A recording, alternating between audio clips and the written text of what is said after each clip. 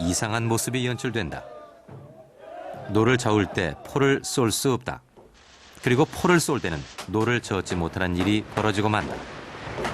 결국 이것은 배가 정지 상태일 때만 포를 쏠 수 있다는 것을 뜻한다.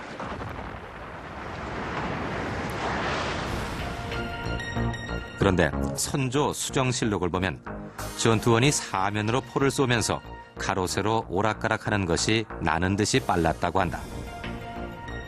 또한 전투 시 거북선은 포를 쏘며 적진 속으로 들어가는 돌격선이었다. 결국 이것은 노군과 전투원이 동시에 활동했다는 것을 의미한다.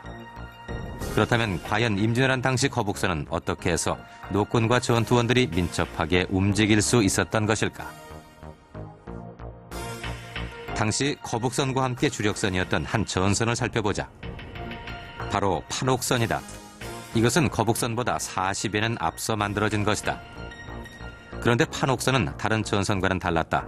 일반 배 위에 집 하나를 더 얹어놓은 3층 구조였다. 바로 갑판 맨 위 3층에서 전투원들이 활동할 수 있도록 했다. 그리고 노군들은 2층에서 노를 저었도록 했다. 거북선에 대해서 보면은요, 이 판옥선은 위에 그냥 갑판으로 있었던 것을 이 덮개를 그냥 덮어가지고 접근전을 했을 경우에 그 적선이 누각이 있어서 높은 위치에서 사격을 하는 경우에는 판옥선 가지고는 접근하기가 나쁠 테니까, 그래서 이제 덮개를 말하자면 자동차 지프차 가지고 적전에서 다니기가 불편해서 장갑을 씌워가지고 장갑차로 달리는 거하고 같은 그 원리라고 보면 되겠습니다. 이러한 사실을 확인시켜주는 임진왜란 당시 기록이 있다. 이분이 쓴 행록에 따르면 거북선은 크기가 판옥선만 하다는 것이다. 또한 배에 승선한 사람들의 인원 배정표에서도 알 수 있다.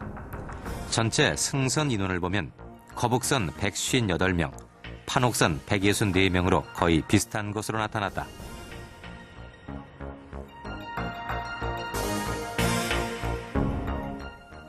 이 정원표를 보면요, 판옥선하고 거북선의 정원표가 모든 분야에서 꼭 같고, 다만 활 쏘는 사람이 4명 판옥선에 비해서 4명 적고, 대포 쏘는 사람이 2명 적어서 6명이 적을 뿐입니다. 그러니까 모든 부서에서 활동하는 인원수가 꼭 같이 배치되어 있다는 얘기는 그 활동 공간도 거의 같다는 얘기가 되지 않겠습니까? 따라서 거북선은 판옥선에 덮개를 씌운 3층 구조로 갑판 위에 한 개의 층이 더 있었던 것이다. 현재 이 모양에서 이것이 여장 부분입니다. 이게 폐란 부분이고, 이 여장이 있는 이 기둥 있는 이게 바로 갑판이 돼서 바로 3층 구조가 됐을 것이다. 3층이라면 각 층에서 활동하기가 비좁지 않을까. 이종학 씨는 최근 조선 수군 자료를 공개했다. 나이는 39이고 아버지는 덕천이고 김덕천이겠죠.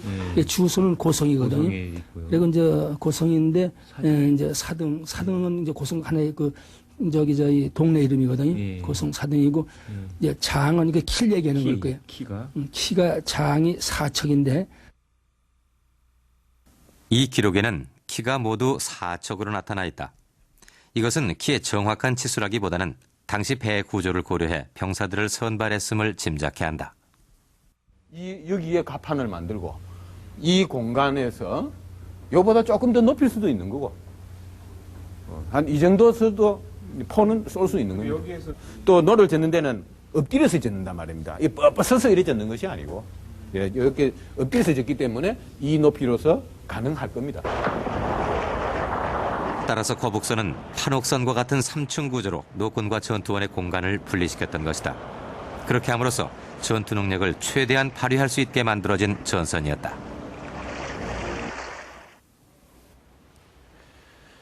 자, 이 기록을 통해서 이 거북선의 내부를 컴퓨터 그래픽으로 재현을 해봤습니다. 실제 크기보다는 좀 더 크게 만든 것입니다. 지금 제가 서 있는 것은 이 갑판의 맨 윗부분, 그러니까 3층입니다. 포들이 일렬로 늘어서 있는 것이 보이는군요. 하나, 둘, 셋, 넷, 다섯, 여섯 개. 이 포에는 이 포를 쏘는 포수와 그리고 화약을 쟁이고 또는 불을 붙이는 화포장이 있어서 적을 발견하는 즉시 이 포를 발사하게 되는 거죠. 자, 여기 있는 이 문을 통해서 포를 쏘았던 것입니다.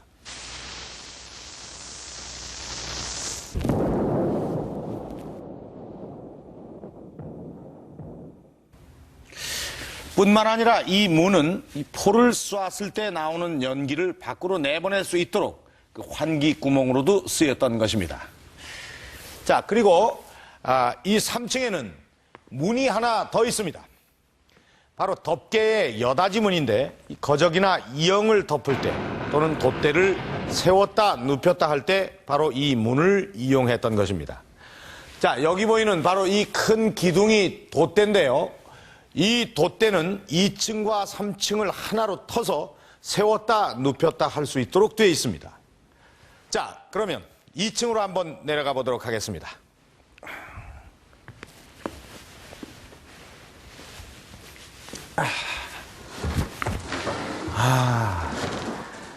이 각기 양쪽으로 이 노들이 보이는데요. 이 거북선의 노는 이 특히 커서 이 노 하나에 4, 5명이 한 조를 이루어서 노를 저어야 했습니다. 그렇기 때문에 이 거북선의 이 노꾼의 수는 승선 인원의 절반 이상을 차지할 정도로 꽤 많았었는데 그것은 이 거북선이 돌격선으로 기동성을 필요로 하는 배였기 때문입니다. 또한 여기에는 이 노꾼과 함께 화살을 쏘는 이 사부도 있었습니다. 그리고 이 노가 없는 이 배의 앞부분과 뒷부분에는 포를 쏠 수 있게 되었던 것이죠. 이처럼 노꾼들이 있었던 2층에는 방도 있었는데요. 자, 여기가 이 거북선을 지휘하는 함장실입니다. 그리고 이쪽에는 장교들이 쓰던 방입니다. 그리고 지금 여기 보이는 이것은 키입니다. 이것은 배 방향을 전환하는 데 쓰였던 것이죠. 자, 그럼 이번에는 갑판 밑 1층으로 내려가 보도록 하겠습니다.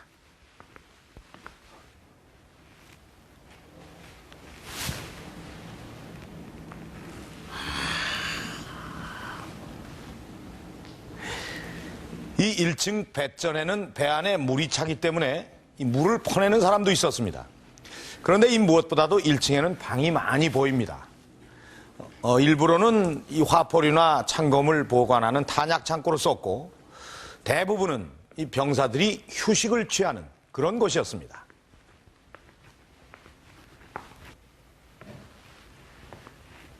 이렇게 해서 임진왜란 거북선이 어떻게 생겼는지 알아봤는데 이 기록상으로 이 거북선은 전후 좌우 종횡무진으로 이 적진 속을 뚫고 들어갔다고 합니다. 그것을 증명해 주는 것이 바로 그 유명한 하익진 전법입니다. 학의 날개 모양이라 해서 그렇게 불렸던 것이죠.